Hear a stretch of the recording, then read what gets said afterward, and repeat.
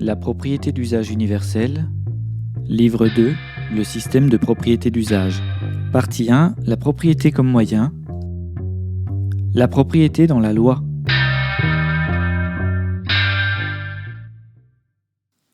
La propriété est une règle sociale régie par l'institution légale. Dans les civilisations primitives, illettrées, la puissante loi verbale servait de support moral aux règles de la propriété. La propriété du chef contre la propriété ou la non-propriété du peuple. Cela signifie que la domination par la propriété n'a rien de nouveau.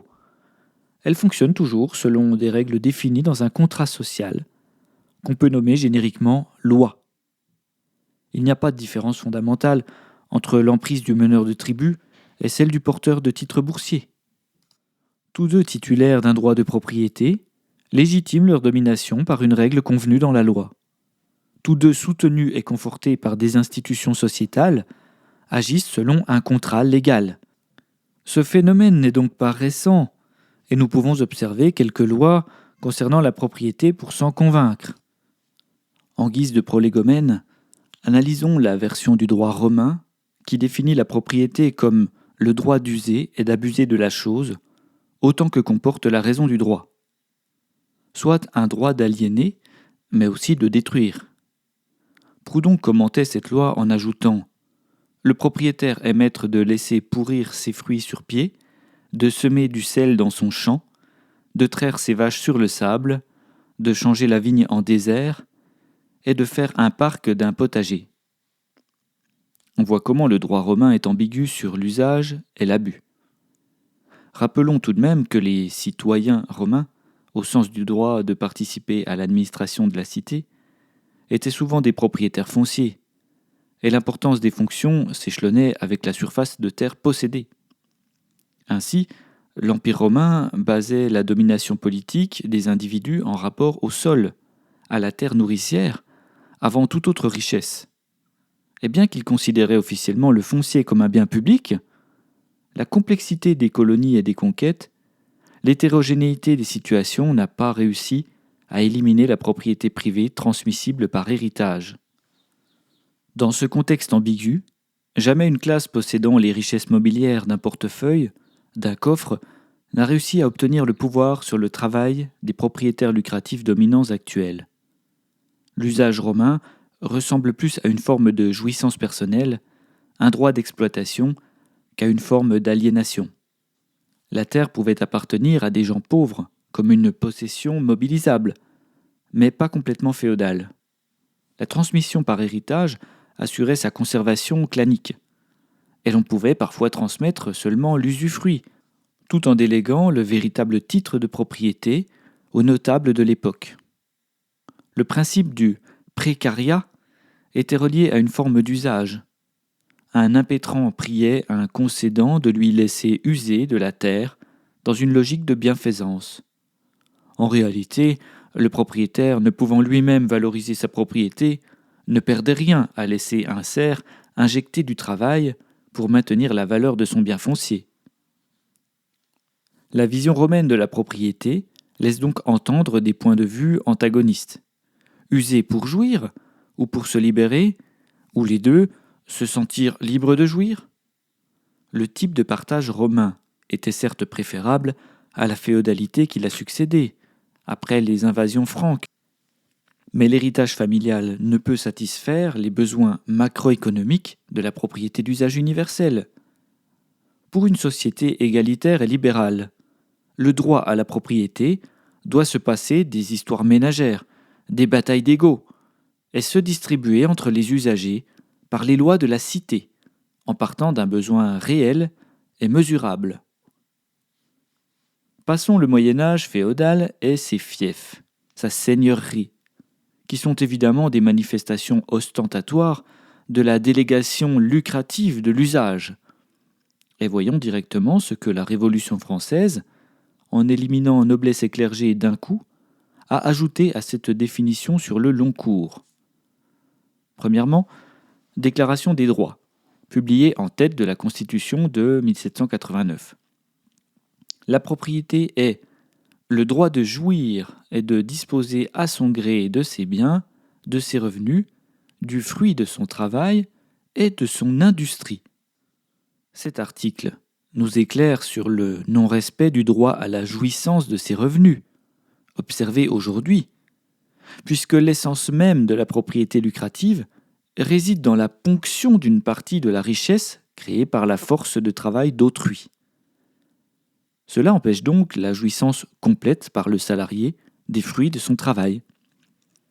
Dans leur motivation infinie de tout posséder, les propriétaires lucratifs volent la force de travail d'autrui grâce à un habile chantage à la reproduction matérielle, en tout point comparable avec les lois féodales. On voit bien que la privation d'un fragment de revenu des salariés entrave la pleine jouissance des fruits de leur travail. Elle leur interdit de devenir propriétaires. Les endoctrinés de la propriété lucrative vous répondront, outrés, qu'un progrès est né en laissant le salarié bénéficier du risque pris par l'entrepreneur, et qu'on ne pourrait trouver injuste de ponctionner une part de travail sur le principe de ce risque, que, de ce point de vue, l'employé n'est en aucun cas entravé dans la possession de ses revenus.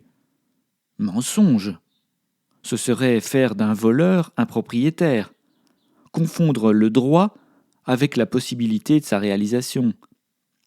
Faut-il posséder pour avoir des droits ?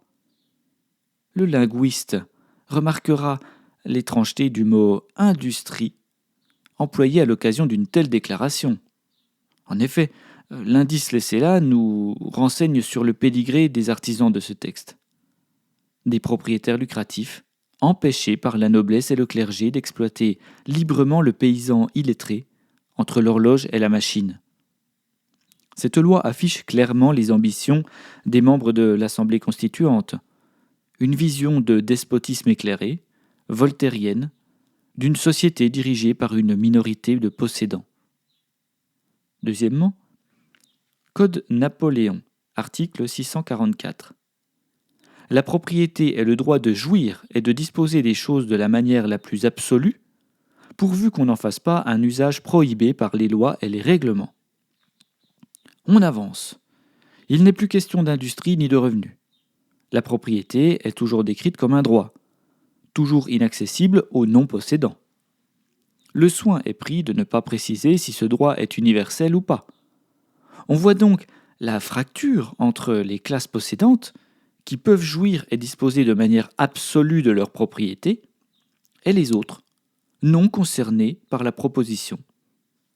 Si l'on rendait la propriété universelle, c'est-à-dire la possibilité pour tout humain de jouir entièrement du revenu de son travail par l'accès universel à la propriété, le peuple serait libéré dans son action, motivé pour se mobiliser dans une tâche qui lui permettrait de vivre dignement. Seule l'universalisation de la propriété d'usage permettra d'atteindre la liberté, l'égalité et la fraternité. Rester dans un monde de propriété lucrative, c'est rayer d'un trait ces trois valeurs. Troisièmement, Déclaration universelle des droits de l'homme de 1948, article 17. 1. Toute personne, aussi bien seule qu'en collectivité, a droit à la propriété. 2. Nul ne peut être arbitrairement privé de sa propriété. Mieux que la proposition précédente. Mais avoir le droit à la propriété n'en donne pas l'accès. Or, la propriété d'usage rendue universelle cassera cette injustice d'avoir droit à la propriété sans en offrir les moyens. Le deuxième point de l'article va plus loin. Nul ne peut être arbitrairement privé de sa propriété. Il serait donc logique de laisser la pleine propriété de sa force de travail aux travailleurs, d'empêcher le propriétaire lucratif de priver son locataire. Le salarié doit percevoir l'intégralité de la valeur de sa force de travail. Il y a donc une évolution entre une tendance perceptible du passage de la société féodale de l'Antiquité vers une société dans laquelle l'individu gagne un droit réel et effectif à la propriété. J'aurais suffisamment démontré que le régime hybride n'est finalement qu'un ersatz éprouvé de cette vieille société féodale, avec ses droits de péage et ses dominations, pour que le lecteur choisisse de se complaire dans ce système ou décide d'en changer, Si les mauvaises lois de la propriété lucrative doivent se fossiliser à côté des os de dinosaures, voici venu le temps de faire de la propriété un outil au service de l'égalité. Une erreur fréquente consiste à croire que le mutualisme revient à tout nationaliser en quelques jours d'une révolution hypothétique, puis à déléguer l'usage de la propriété étatique aux travailleurs citoyens. Cette vision soviétique du mutualisme, qui a laissé voir au monde toute sa médiocrité, ne doit pas être confondue avec une distribution de la propriété selon l'usage, dans laquelle ce sont les travailleurs qui deviennent effectivement propriétaires.